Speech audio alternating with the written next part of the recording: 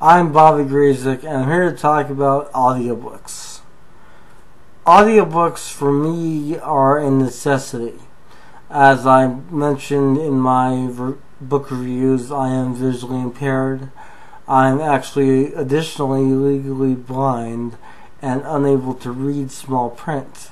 Therefore, I rely on audiobooks. There are a great deal of audiobooks available from the Library of Congress through the Library for the Blind, and they provide a wonderful service to visually impaired and blind individuals, whereby they send you free audiobooks and a player that is provided for you to use free as well. The problems with the Library of Congress are they don't always have books that just come out until sometimes a year to maybe 5 years later, if at all. Secondly, you aren't guaranteed getting books that you want on a digital cartridge, as many of them are still on tape and they have not yet transferred them to the digital format. You do require a special player for these. And it works very well, I will say that. It's definitely a good quality machine. But the problems are the selection. And I am currently endeavoring to read a lot of books that are not available through the Library of Congress, or books that I'd like to own, to say I own them and have them on my shelf to read them whenever I want, as opposed to being put on a waiting list to get books when they come back in the library. So, that being the case, I've resorted to buying audiobooks. Now, the problem with buying audiobooks is that they do cost twice to 3 times the amount of normal books, normal hardcover books. So you're paying anywhere from $40 to $80 for an audiobook, and you're less inclined to buy something at random just because the cover looks interesting at that price. You're going to pick something that you know is good. My other concerns and gripes are consistency.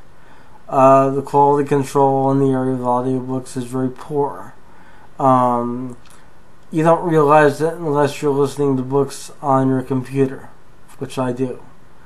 And when you stick them in your computer, they register 9 out of 10 times as something different than what they are, or they don't register as a uniform manner when you're trying to listen to them.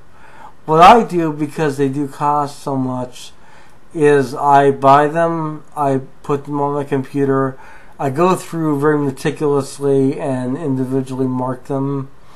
I even go as far as copying and pasting the covers from Amazon.com, where I do a lot of my shopping, and that way I have a cover art to go with my books. Yes, it's a bit fanatical, but it works for me. And I enjoy my books, so it's definitely a plus. Then I have my hard copy on my shelf, all nice and pretty, and I don't have to worry about the disc getting damaged, or anything like that. But it does take time to back these up, especially when you're going through marking each one very carefully, as I do, so that they do come up in order on your machine, on your computer, and they do also register properly with the author or series that you're reading. So, that's one thing about audiobooks that you have to worry about. Another thing is abridged audiobooks. Now, whoever came up with the idea of abridged audiobooks is insane. If I wanted to read an abridged book, I would purchase a copy of the Cliff Notes for something and have someone read them to me, in their spare time. Abridged audiobooks are annoying. I don't want someone's opinion of what they think I want to hear out of a certain book. I want the entire book unabridged. And if I'm paying the amount I'm paying, I definitely want the entire book unabridged. Fortunately, I've been lucky in that regard, as most of the books I have purchased have been unabridged. The exception to that rule are the Anne Rice vampire novels, many of which are put up by Random House and are abridged. Abridged is bad. Unabridged is good.